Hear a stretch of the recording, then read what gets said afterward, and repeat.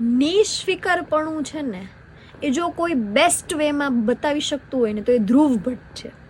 મને એની કવિતાની એક લાઈન બહુ જ ગમે કે આંખોમાં પાણી તો આવે ને જાય, નથી ભીતર ભીનાશ થતી ઓછી.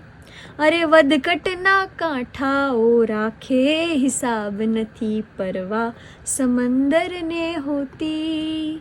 સૂરજ તો ઉગે અને આથમીએ જાય, મારી ઉપર આકાશ એમ નેમ છે. આપણે તો કહીએ કે દરિયા મોજમાં ને ઉપરથી કુદરતની રેમ છે.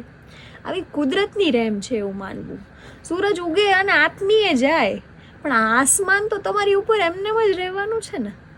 અને વધઘટનો હિસાબ તો બીજા કરે. દરિયા જેવા મનવાળો માણસ હોય ને એને વધઘટનો હિસાબ ના હોય. ધ્રુવ ભટ્ટના આ શબ્દોને વધાવી લેવાની ઈચ્છા થાય.